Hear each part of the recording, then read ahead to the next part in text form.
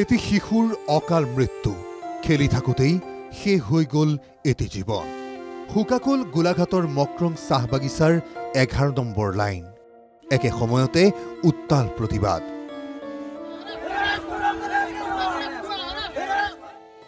কিন্তু এই প্ৰতিবাদৰ আঁৰত আছে কাৰণ শিশুটিৰ মৃত্যু এক অঘটন।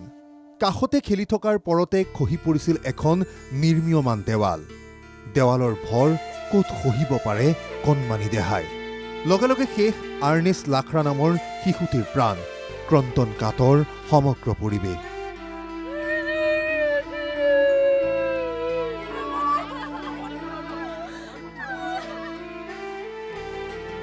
কান্দোনত ভাগি পৰা মানুহখিনি এটা সময়ত প্ৰতিবাদ মুখৰ হৈ পৰিল।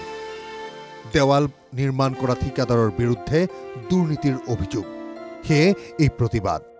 ৰাইজৰ অভিযোগ ঠিকাদাৰে কৰিছে নিম্নমানৰ কাম, দেৱাল নিৰ্মাণত ব্যৱহাৰ কৰিছে অতি নিম্নমানৰ সামগ্ৰী। নিম্ন মানদণ্ডৰ বালি সিমেণ্ট ইটা দি তেওঁলোকে গাঁঠিছিলে, যাৰ কাৰণে ৱালটো হঠাৎ পৰি আজি এজন আমাৰ 7 বছৰীয়া 8 বছৰীয়া কণমানি এটা মৃত্যুবৰণ কৰিবলগীয়া হ'ল। আমি দেখিবলৈ পাইছোঁ যে যদি আজি স্কুলৰ দিন থকা হ'লে, সোমবাৰ বা শনিবাৰ দিন থকা হ'লে ইয়াত প্ৰায় 40-50টাকৈ ছাত্ৰ ছাত্ৰী ইয়াত খেলি থাকে। যদি সেইদিনাখন পৰা হ'লে আমি প্ৰায় 10-20টা আমি ল'ৰা ছোৱালী আমি হেৰুৱাবলগীয়া হ'লহেঁতেন। কিন্তু দুৰ্ভাগ্যজনকভাৱে আজি দেওবাৰ হ'ল, দেওবাৰ কাৰণে এজন মাত্ৰ কণমানি ইয়াত খেলি থকা অৱস্থাত ৱালটো সৰি পৰে আৰু ল'ৰাজন মৃত্যুবৰণ কৰে।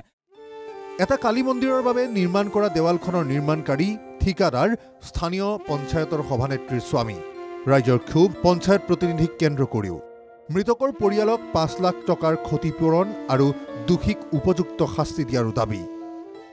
যিটো ল'ৰা ইয়াত মৃত্যু হৈ গ'ল তেওঁলোকৰ পৰিয়ালক 5 লাখ টকা ঠিকাদাৰে ক্ষতিপূৰণ দিব লাগিব।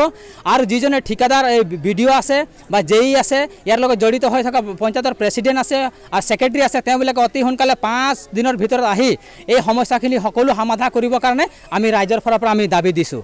যিটো কণমানিয়ে ইয়াত মৃত্যুবৰণ কৰিছে সেই কণমানিৰ পৰিয়ালক 5 লাখ টকা ক্ষতিপূৰণ আৰু যিসকল ইয়াত বিডিঅ' হওক, পঞ্চায়তৰ ছেক্ৰেটাৰী হওক, পঞ্চায়তৰ সভাপতি হওক আৰু নেতা পালি নেতা আছে যিসকল ইয়াত জড়িত আছে, প্ৰত্যেকজনক তন্নকে বিচাৰি তেওঁলোকক এৰেষ্ট কৰিব লাগিব। অন্যথা আজি বাগানৰ অঞ্চলৰ আমি ভিতৰুৱা গাঁৱত আমি প্ৰতিবাদ কৰিছোঁ। আমি কিন্তু এটা কথা ইয়াৰ পৰা হকে দিব বিচাৰিছোঁ, প্ৰয়োজন সাপেক্ষে এই গোটেই ৰাইজক লৈ আমি ৰাজপথলৈ ওলাই যাম। বেছি দূৰ নহয় আমাৰ ৰাজপথ। ঘৰৰ ওচৰতে থকা এখন বিদ্যালয়ৰ কাষতে কালী মন্দিৰটো। হঠাৎ নিৰ্মীয়মান পকী দেৱাল খহি গুৰুতৰভাৱে আঘাতপ্ৰাপ্ত শিশুটিক ততালিকে নিয়া হৈছিল গোলাঘাট শ্বহীদ কুশল কোঁৱৰ অসামৰিক চিকিৎসালয়লৈ। কিন্তু নাই, মৃত ঘোষণা কৰিলে চিকিৎসকে। ঘটনাক কেন্দ্ৰ কৰি বিৰাজ কৰিছে চাঞ্চল্য। প্ৰতিবাদকাৰীয়ে আশা কৰিছে অনাহুত ঘটনাৰ সৃষ্টিৰ উৎসৰ বিৰুদ্ধে হ'ব উচিত তদন্ত। মেৰাপানীৰ পৰা মহেন্দ্ৰ শইকীয়া ৰিপৰ্ট, NKTV+।